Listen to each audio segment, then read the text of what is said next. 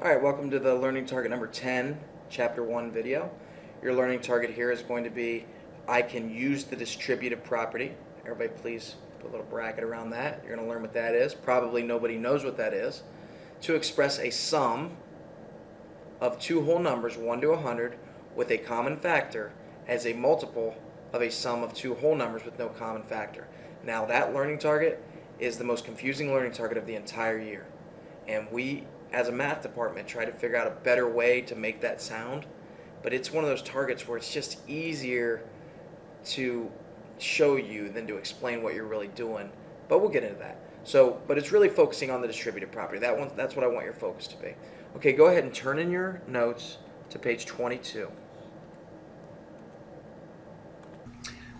Students had trouble with this last year, so I'll try to do a little bit better of a job explaining it.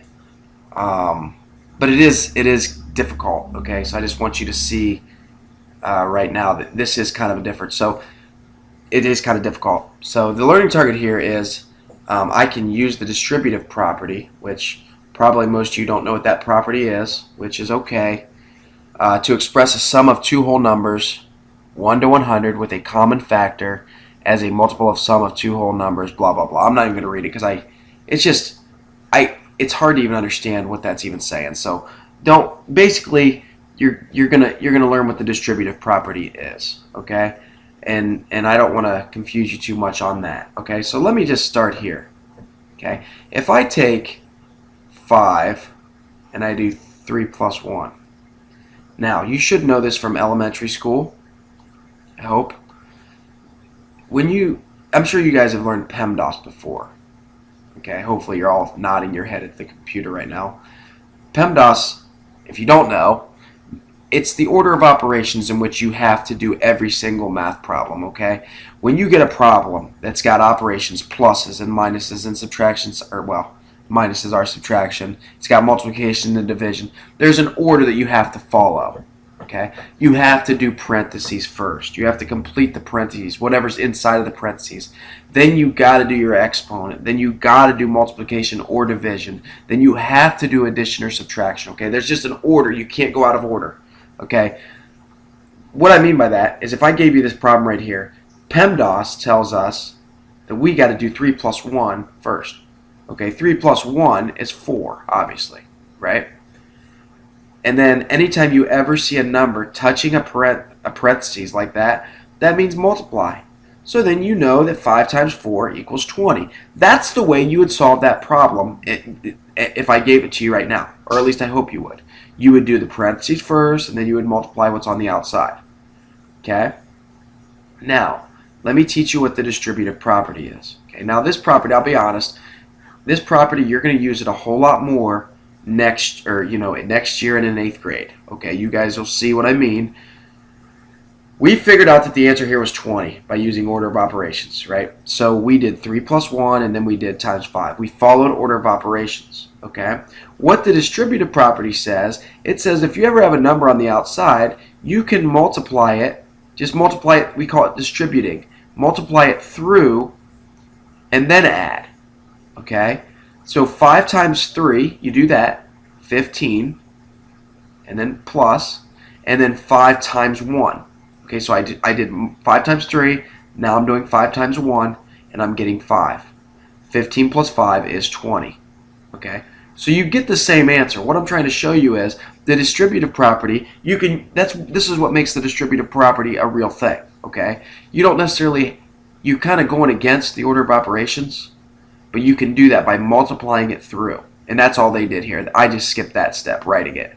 But you're just adding, you're just adding whatever you multiplied. Okay, same thing over here. This is 4 times 6 minus 4. So if you did it by order of operations, again, you would do it like this. You would do parentheses first. You'd get 2. And then you do 4 times 2, and you'd get 8. Okay, that's how you would have done it in 5th grade math, 4th grade math, okay? But here, we're going to do it a little bit differently, this is the distributive property way. You're going to multiply it by the terms in there, okay? So 4 times 6 is 24. Bring down your minus. 4 times 4 is 16. What is 24 minus 16? Well, it's 8, which is what we got. So hopefully that just kind of showed you that it works, is what my goal is. Okay, so you do need to know that. Now, using GCF with the distributive property, you guys already know how to do GCF with the distributive property to create an equivalent numerical expression. Let me explain to you what an equivalent, that just means equal. Okay, equivalent means equal. Okay, and then numerical expression, obviously, we'll get to that. You guys, an expression is just like 2 plus 3. That's an expression. Okay, kind of what this kind of means is you can just, like, for instance, 2 plus 3, isn't that an equivalent to 1 plus 5? I'm sorry, not 1 plus 5.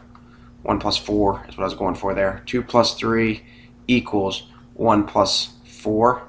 Those are equivalent, right? Equivalent expressions. 2 plus 3 is 5. 1 plus 4 is 5. That's kind of what this is, in a way. But it's different, okay? So, I give you two numbers, 24 and 56. I got to figure out what the GCF is. Okay, so that means you got to do all your GCF stuff here.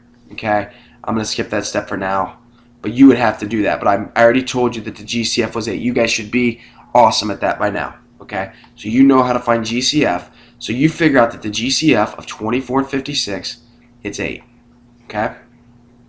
Now, what you're going to do is you're going to take that GCF and you're going to stick it outside of the parentheses, just like we were doing, kind of the way it looks right there, like how that looks. Okay? So you're going to take it and you're going to put 8 on the outside of it. Okay, this A and B. The only reason that those are just variables, if you guys aren't aware. Variables are just unknown numbers. We don't know what they are, but we know there's two numbers that are going to go there that are different. Okay? Now, what you're going to do, so you put your GCF on the outside. So it's going to be GCF and then something plus something else. We don't know what that's going to be yet. Okay? We're going to take 24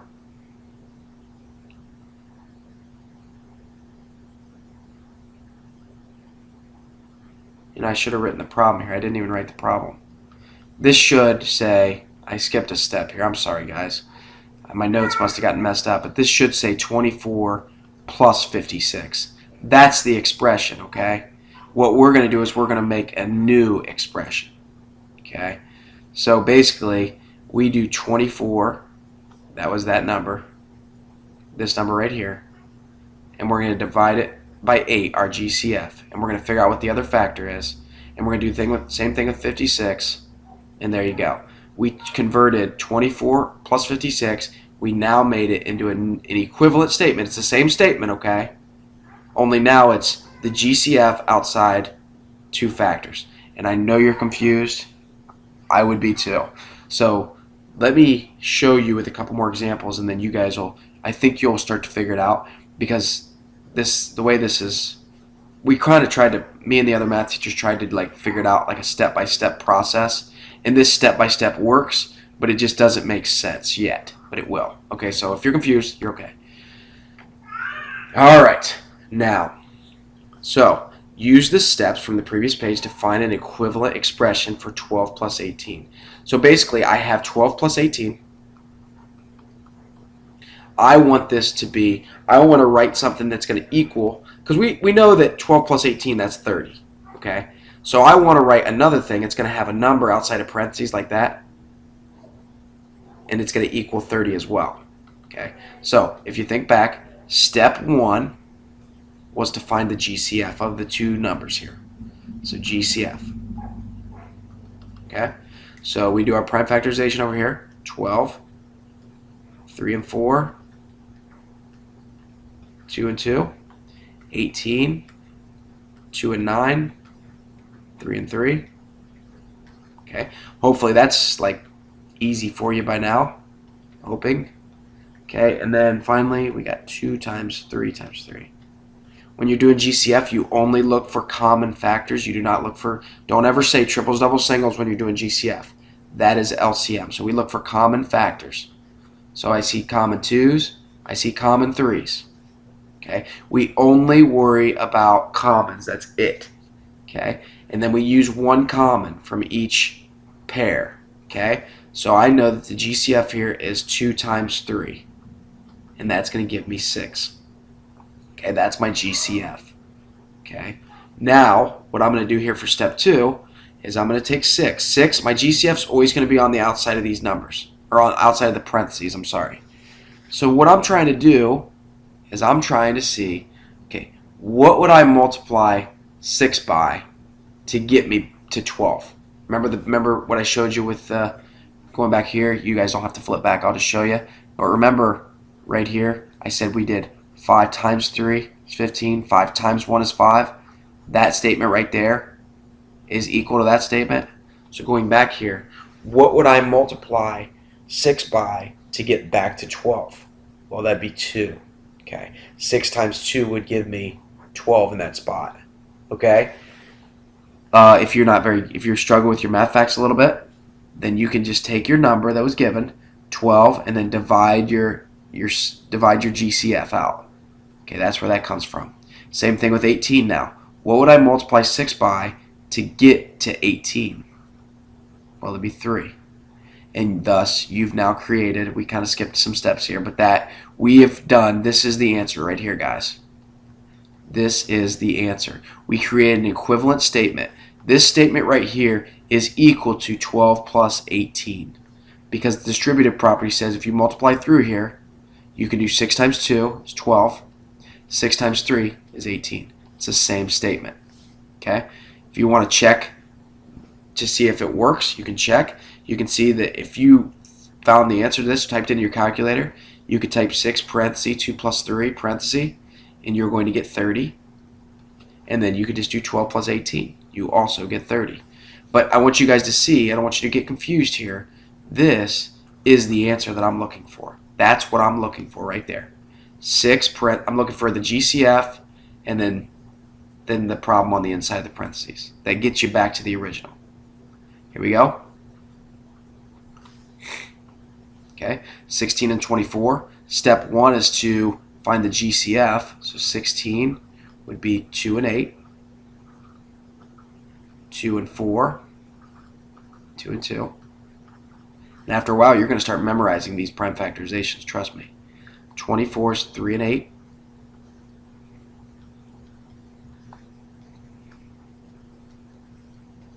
Okay, now we'll go ahead and stack these. I didn't leave you a ton of room here, but that's okay. 2 times 2 times 2 times 2. And then 24 is 2 times 2 times 2 times 3. Okay, I look for common factors. I see a common 2's. I see another set of common 2's. I see more common 2's. Okay, that's it. We don't worry about triples, doubles, singles. That's LCM. So then I use 1 from each of these. 1 from each, 1 from each. That's 2 times 2 times 2. That's 8. My GCF is 8, okay? So now I know that my GCF goes on the outside of the parentheses. Okay? And then I say, okay, what would I have to multiply here? 8 times what to get me back to 16? 2. What would I have to multiply here to get me back to 24? 3. And there's your answer. Okay? Here, 20 and 50. Okay? Now, do your prime factorization first. 20 is 2 and 10. 2 and 5. Okay? 50 would be 5 and 10. 2 and 5. Right? And I'm going fast on that because I'm assuming that you guys are really, really good at that by now. Your prime factorization for 20. Here's your prime factorization for 50. 2 times 2. Wait. Sorry, that's wrong. Can't even read my own handwriting. 2 times 5 times 5. I look for common factors. I see common 5's. I see common 2's. So that tells me that my GCF is 2 times 5, which equals 10. That's my GCF. So I know that my GCF goes on the outside of here.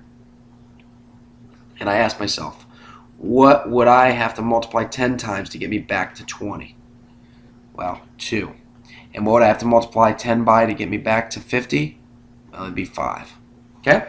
Hopefully you're getting the hang of it. I'd like you to try number 3 and 4 on your own. Pause it and try them. Okay. Okay, here we go. 6 plus 10. Do your prime factorization. Hopefully you've already done that. You better have already done this. Okay, and then 10 is 2 and 5. So I stack those. 2 times 3, 2 times 5. I see common 2's. That's all they have in common, so therefore the GCF is 2. The GCF goes outside the parentheses, and then I say, okay, what would I multiply 2 by to get me back to 6? 3. What would I multiply 2 times what would give me 10? 5. Okay, there's your answer right there. Let's do another one. 9 is 3 times 3. 36 would be, you could use, you could use 12 and 3. Let's use that one. I haven't used that one, I don't think yet. 12 and 3, 3 is prime. 3 and 4, 3 is prime. 2 and 2, 2 is prime, okay? So 3 times 3, and then 2 times 2 times 3 times 3.